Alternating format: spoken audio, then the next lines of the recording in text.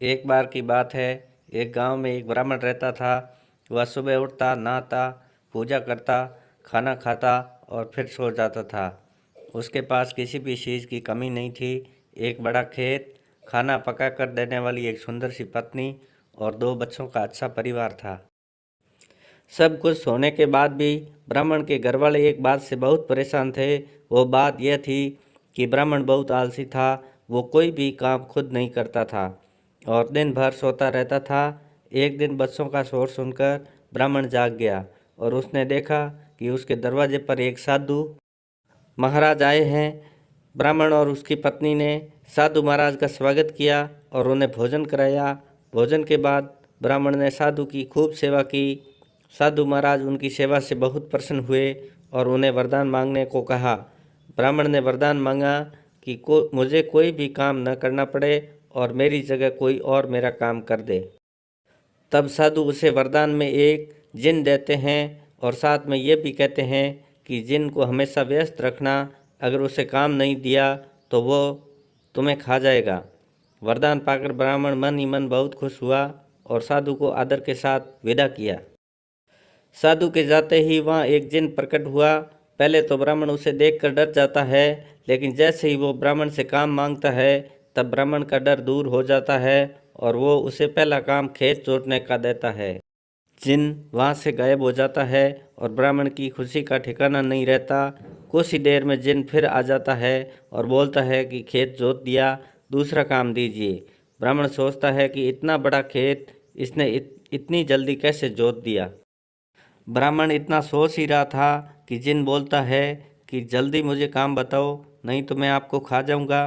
ब्राह्मण डर जाता है और बोलता है कि जाकर खेतों में सिंचाई करो।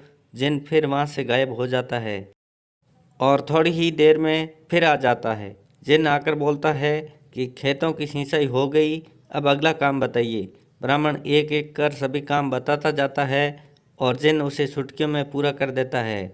ब्राह्मण की पत्नी यह सब देख रही थी और अपने पति के आलसीपन पर चिंता करने लगी। शाम होने के पहले ही जिन सभी काम कर देता था।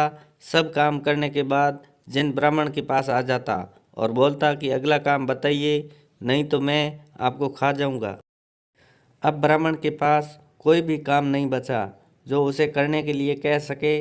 उसे चिंता होने लगी है और वह बहुत डर जाता है।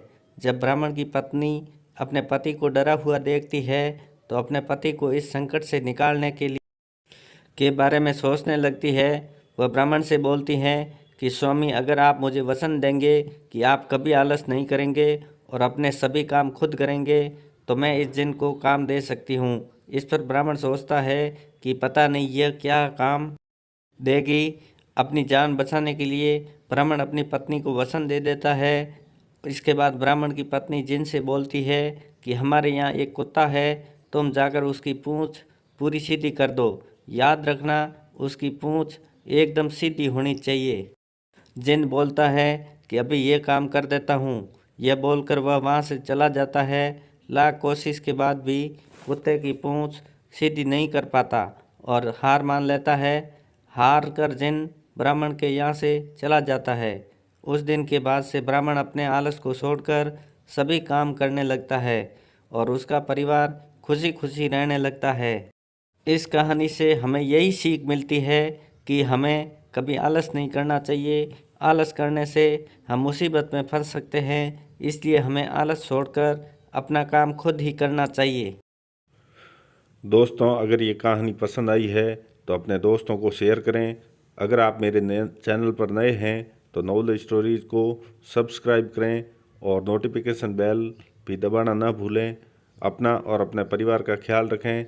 मिलते हैं नई कहानी के साथ, तब तक के लिए धन्यवाद।